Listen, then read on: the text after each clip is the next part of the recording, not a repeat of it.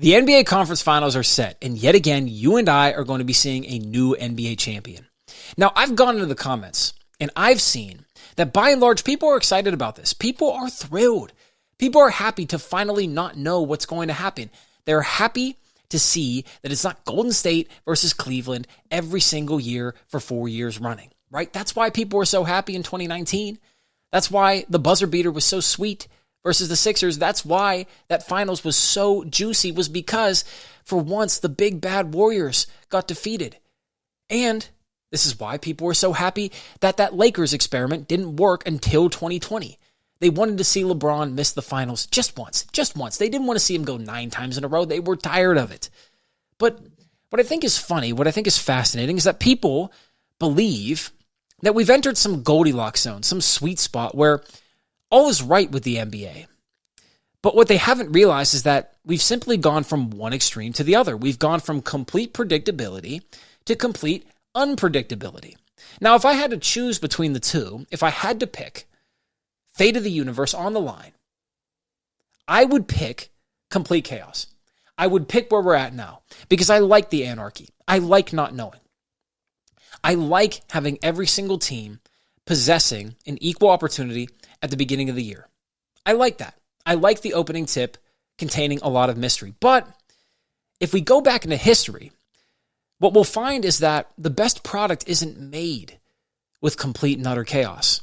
Now, it isn't made with complete and utter predictability either, but it isn't made with complete and utter chaos. It isn't made with complete parity.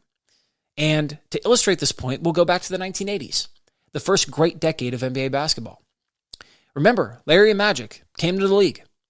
Lakers, Celtics, Lakers. They revitalized these franchises. They revitalized the league as a whole. They won 8 championships combined. They ran the decade. Now, of course, you had the Pistons. You had the 76ers. But the 80s were defined by 2 men and 2 teams. 2 titans. Surrounded by worthy opponents, but 2 titans nonetheless. Then you go into the 1990s. Same deal. Michael Jordan, 3-peat. Hakeem Olajuwon, back-to-back. Michael Jordan, 3-peat. And then you have Tim Duncan. Right? The 1990s, defined by 2 titans and fringe competition that were very, very good. You had the Suns, you had the Blazers, you had the Supersonics, you had the Jazz, you had the Lakers as well before Magic had the HIV. Great decade, but still defined by 2 titans and then worthy competition around them. Then you go into my favorite era of NBA basketball, the 2000s. What do you see? A 3-peat by the Lakers. The San Antonio Spurs winning 3 titles. You see the Heat. You see the Celtics. You see the Pistons. And then you see the Lakers again. What does that come out to? 2 titans, Lakers, Spurs. And then you had a few other champions, along with worthy competitors around the edges. The Suns, the Nets, etc. Then you go into the 2010s, an era with a ton of parity. We love to think that it didn't have it, but it really did have a lot of parity. You had the Mavericks, you had the Heat, you had the Spurs, you had the Warriors, you had the Raptors. You had quite a few champions there. And you had a lot of teams around the edges. Amazing teams around the edges. The Thunder, the Rockets, the Pacers. You had a lot of competition in the 2010s. But still, even the 2010s was defined by 2 titans. The Heat and the Warriors. I guess the Spurs, because their dynasty was still going. But really the 2 titans were LeBron and the Warriors. LeBron and the Warriors. Because the Cavs, the Heat, they're kind of one franchise if you want to consider it under the LeBron umbrella. That era had a ton of parity. But it was still defined by titans. However, in the 2020s, you don't have any titans, do you? You had the Lakers with the bubble championship. You had the Bucks over the Suns. You had Golden State winning over the Celtics. You had Denver winning over Miami. You had last year Boston over Dallas, and now this year you're going to have Minnesota or OKC or Indiana or New York. A lot of parity. A lot of parity. I mean, a ton of parity. There's no dominance. Now, of course, we have a few years, right? It's 2025. We still have this finals. We have 26, 27, 28, 29, and 30. We still have 4 or 5 years. So there's still time to have a back-to-back champion. But what I'm trying to get across here is that parity is a good thing to a certain extent. You want enough parity to give the Titans at the top worthy competition to boost their legacies. That's my opinion.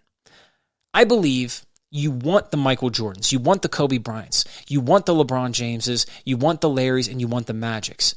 And the only way you get them is if they have worthy competition who inevitably lose. That's the fact of the matter, right? Michael Jordan isn't Michael Jordan unless he has worthy competition that inevitably loses. Karl Malone inevitably loses. Gets his pocket picked, loses. Charles Barkley. Worthy competition inevitably loses. Clyde Drexler inevitably loses. Right? Great competition inevitably loses. LeBron James plays Kevin Durant, inevitably loses. Plays Steph Curry, loses. I guess LeBron's not even the best example because LeBron's lost 6 times. But if you look at Kobe, so many times, loses. AI, loses. Right? Celtics, beats him. Dwight Howard, loses. You have a bunch of guys that just lose at the feet of Titans. This is, in my opinion, what makes for a great era. This is, in my opinion, what makes for absolute Titans of the game.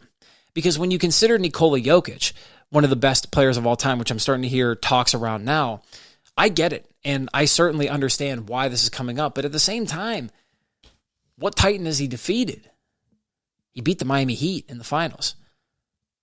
Now, granted, LeBron did too. And people add that to his legacy all the time, saying, oh, title number 4.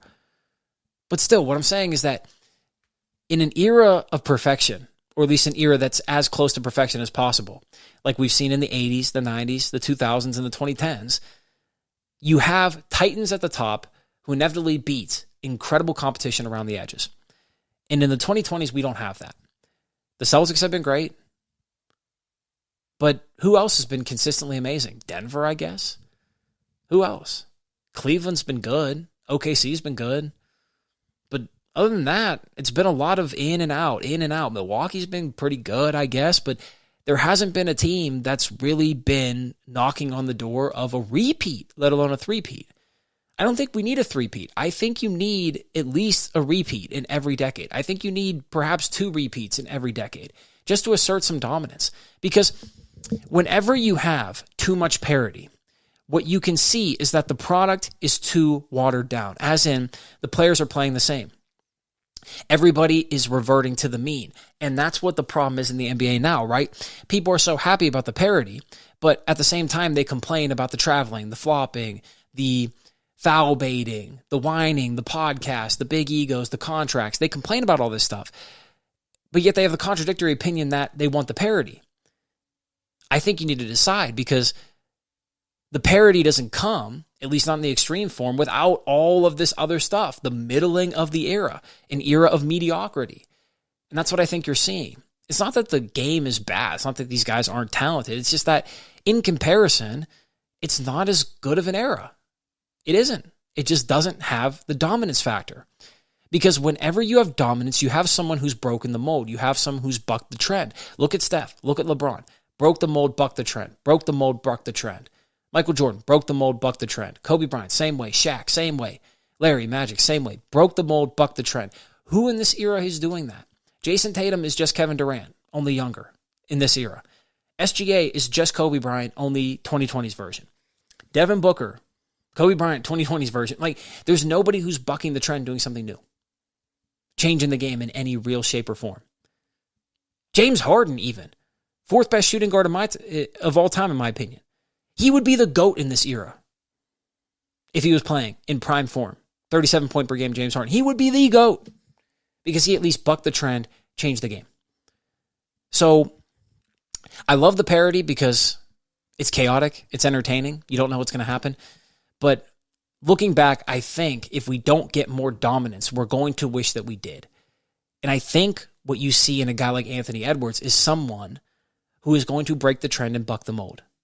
Or buck the mold and break the trend, whatever way you want to put it. He has that old school energy. He has that fuck you energy. He has that I don't give a damn what you say about me energy. Remember, he told off Obama, he little boyed him, he sunned him. That's tough. That's tough. And Anthony Edwards is coming. He's hungry. That team is good. Perhaps Minnesota is one of those teams that might be able to repeat and solidify some dominance in this era because Anthony Edwards is a guy who goes against all the trends of this era. But that remains to be seen. In any case, I want to hear from you.